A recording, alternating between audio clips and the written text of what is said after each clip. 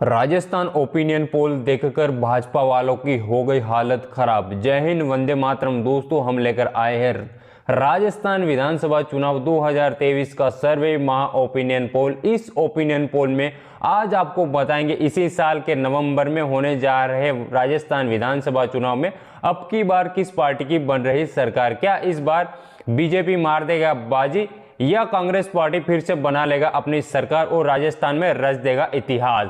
दोस्तों, राजस्थान में सदियों से चला आ रहा है 5 साल बीजेपी राज करती है तो 5 साल कांग्रेस राज करती है।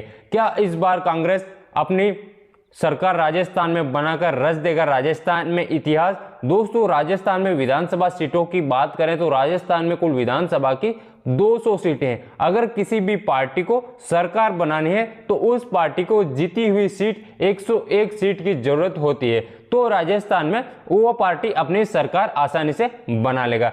दोस्तों, अभी तक आपने हमारे चैनल को सब्सक्राइब नहीं किया, चैनल को सब्सक्राइब जरूर कर लेना और वीडियो अच्छी लगे तो वीडियो को एक लाइक कर देना और कमेंट करके अपनी राय जरूर देना। राजस्थान में इस बार कौन सी पार्टी अपनी सरकार बना रही। तो दोस्तों, राजस्थान में सबसे पहले हम गंगानगर जिले की बात कर लेते हैं। गंगानगर जिले में कुल विधानसभा की 6 सीटें हैं। 6 में से भाजपा को 3 सीट मिलती दिखाई दे रही और कांग्रेस को भी यहां पर 3 सीट मिलती दिखाई दे रही। अगले जिले की बात कर लेते हैं बीकानेर की। यहां पर कुल विधानसभा की 7 सीटें हैं। 7 में से भाजपा को 2 सीट मिलती दिखाई दे रही और कांग्रेस को 4 सीट मिलती दिखाई दे रही और अन्य दल को 1 सीट मिलती दिखाई दे रही। अगले जिले की बात कर लेते हैं जैसलमेर की। यहां पर कुल विधानसभा की 2 सीटें हैं। 2 में से 1 भाजपा को मिलती दिखाई दे रही और 1 कांग्रेस को मिलती दिखाई दे रही। अगले जिले की बात कर लेते हैं बाड़मेर की। यहां पर कुल विधानसभा की 7 सीटें, 7 में से भाजपा को 4 सीट मिलती दिखाई दे रही और कांग्रेस को 3 सीट मिलती दिखाई दे रही। अगला जिला आता है जालोर। यहां पर कुल विधानसभा की 5 सीटें, 5 में से भाजपा को 2 सीट मिलती दिखाई दे रही और कांग्रेस को 3 सीट मिलती दिखाई दे रही।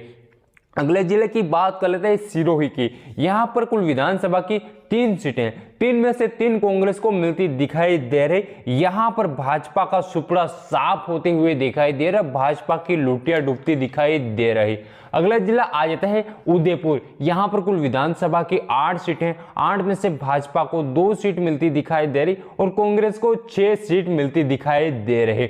उदयपुर जिले के बाद अगला जिला आ जाता है अपना डूंगरपुर। यहां पर कुल विधानसभा की 4 सीटें, 4 में से 2 भाजपा को मिलती दिखाई दे रही और 2 कांग्रेस को मिलती दिखाई दे रही। डूंगरपुर में कांटे की टक्कर भाजपा और कांग्रेस के बीच में देखी जा सकती है। अगले जिले की बात कर लेते हैं बांसवाड़ा की। यहां पर कुल विधानसभा की 5 सीटें, 5 में से भाजपा को 2 सीट मिलती दिखाई दे रही और कांग्रेस को 3 सीट मिलती दिखाई दे रही। अगले जिले की बात कर लेते हैं प्रतापगढ़ की। यहां पर कुल विधानसभा की 2 सीटें हैं। 2 में से 1 भाजपा को मिलती दिखाई दे रही और 1 कांग्रेस को मिलती दिखाई दे रही। प्रतापगढ़ में भी दोस्तों देखा जाए तो कांग्रेस और भाजपा का महा मुकाबला होने वाला है। यहां पर भी कांटे की टक्कर देखी जा सकती है। अगला जिला आ जाता है झालावाड़। यहां पर कुल विधानसभा की 4 सीटें, 4 में से भाजपा को 2 सीट मिलती दिखाई दे रही और 2 सीट कांग्रेस को मिलती दिखाई दे रही। झालावाड़ में भी कांग्रेस और बीजेपी को काफी मुकाबला देखा जा सकता है। यहां पर भी कांटे की टक्कर देखी जा सकती है झालावाड़ में। अगले जिले की बात कर लेते हैं चित्तौड़गढ़। यहां पर कुल विधानसभा की 5 सीटें, 5 में से भाजपा को 1 सीट मिलती दिखाई दे रही और कांग्रेस को 4 सीट मिलती दिखाई दे रही। अगला जिला आता है कोटा। यहां पर कुल विधानसभा की 6 सीटें, 6 में से भाजपा को 2 सीट मिलती दिखाई दे रही और कांग्रेस को 4 सीट मिलती दिखाई दे रही। अगले जिले की बात करते हैं बारां की। यहां पर कुल विधानसभा की 4 सीटें, 4 में से 3 भाजपा को मिलती दिखाई दे रही और मात्र 1 सीट कांग्रेस को मिलती दिखाई दे रही। अगले जिले की बात कर लेते हैं सवाई माधोपुर। यहां पर कुल विधानसभा की 4 सीटें हैं, 4 में से भाजपा को 4 सीट मिलती दिखाई दे रही। यहां पर कांग्रेस का सुपड़ा साफ होते हुए दिखाई दे रहा है। यहां पर कांग्रेस की लुटिया डूबती हुई दिखाई दे रही।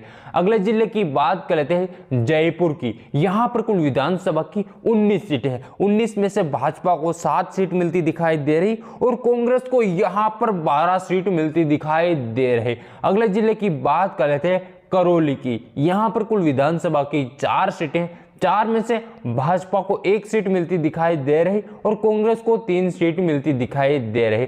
करौली जिले के बाद अगला जिला आ जाता है धौलपुर। यहाँ पर कुल विधानसभा की 4 सीटें, 4 में से 2 भाजपा को मिलती दिखाई दे रही और 2 कांग्रेस को मिलती दिखाई दे रही। धौलपुर में भी कांग्रेस और भाजपा के बीच में कांटे की टक्कर देखी जा सकती है। अगले जिले की बात कर लेते हैं भरतपुर की। यहाँ पर कुल विधानसभा की 7 सीटें हैं, 7 में से 2 भाजपा को मिलती दिखाई दे रही और 5 सीट कांग्रेस को मिलती दिखाई दे रही। अगला जिला आ जाता है अलवर। यहाँ पर कुल विधानसभा की 11 सीटें, 11 में से भाजपा को 3 सीट मिलती दिखाई दे रही और कांग्रेस को 7 सीट मिलती दिखाई दे रही और अन्य दल को 1 सीट मिलती दिखाई दे रही। अगले जिले की बात कर लेते हैं सीकर की। सीकर में कुल विधानसभा की 8 सीटें, 8 में से भाजपा को 5 सीट मिलती दिखाई दे रही और कांग्रेस को 3 सीट मिलती दिखाई दे रही। सीकर के बाद अगला जिले की बात कर लेते हैं झुंझुनू की। यहाँ पर कुल विधानसभा की 7 सीटें, 7 में से भाजपा को 4 सीट मिलती दिखाई दे रही और कांग्रेस को 3 सीट मिलती दिखाई दे रही। झुंझुनू के बाद अगला जिला आ जाता है चूरू। यहाँ पर कुल विधानसभा की 6 सीटें हैं, 6 में से भाजपा को 2 सीट मिलती दिखाई दे रही और कांग्रेस को 4 सीट मिलती दिखाई दे रही। चूरू के बाद अगला जिला आ जाता है भीलवाड़ा। यहाँ पर कुल विधानसभा की 7 सीटें, 7 में से भाजपा को 2 सीट मिलती दिखाई दे रही और कांग्रेस को 5 सीट मिलती दिखाई दे रही। अगला जिले की बात कर लेते हैं राजसमंद की। यहाँ पर कुल विधानसभा की 4 सीटें हैं, 4 में से भाजपा को 2 सीट मिलती दिखाई दे रही और कांग्रेस को भी 2 सीट मिलती दिखाई दे रही। राजसमंद में कांग्रेस और बीजेपी को बीच में कांटे की टक्कर देखी जा सकती है। दोस्तों हमने कुल देख लिए 149 सीटों का ओपिनियन पोल। 149 सीटों में से 61 सीट भाजपा को मिलती दिखाई दे रही और कांग्रेस को 86 सीट मिलती दिखाई दे रही और अन्य दल को 2 सीट मिलती दिखाई दे रही। अगले जिले की बात कर लेते हैं हनुमानगढ़ की। यहाँ पर कुल विधानसभा की 5 सीटें, 5 में से भाजपा को 1 सीट मिलती दिखाई दे रही और कांग्रेस को 3 सीट मिलती दिखाई दे रही और अन्य दल को 1 सीट मिलती दिखाई दे रही।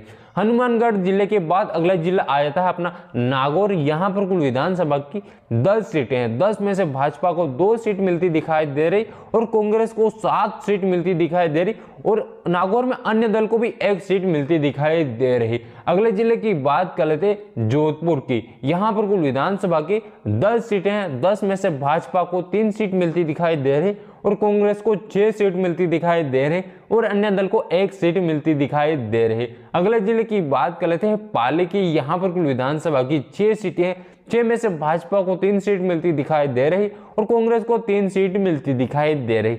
पाली में भी दोस्तों बीजेपी और कांग्रेस के बीच में कांटे की टक्कर देखी जा सकती है। अगले जिले की बात कर लेते हैं अजमेर की। यहाँ पर कुल विधानसभा की 8 सीटें हैं, 8 में से भाजपा को 3 सीट मिलती दिखाई दे रही और कांग्रेस को 5 सीट मिलती दिखाई दे रही। अगले जिले की बात कर लेते हैं बूंदी की। यहाँ पर कुल विधानसभा की 3 सीटें हैं, 3 में से भाजपा को 1 सीट मिलती दिखाई दे रही और कांग्रेस को 2 सीट मिलती दिखाई दे रही।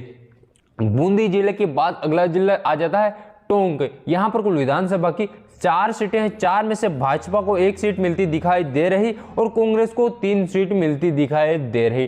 टोंक जिले के बाद अगला जिला आ जाता है अपना दौसा। यहाँ पर कुल विधानसभा की 5 सीटें हैं, 5 में से भाजपा को 2 सीट मिलती दिखाई दे रही और कांग्रेस को 3 सीट मिलती दिखाई दे रही। तो दोस्तों यहां पर हमने कुल देख लिए 200 विधानसभा सीटों का ओपिनियन पोल आपके सामने रख दिया है। इन ओपिनियन पोल में 200 विधानसभा सीटों में से भाजपा को 77 सीट मिलती दिखाई दे रही और कांग्रेस को 118 सीट मिलती दिखाई दे रही और अन्य दल को 5 सीट मिलती दिखाई दे रही।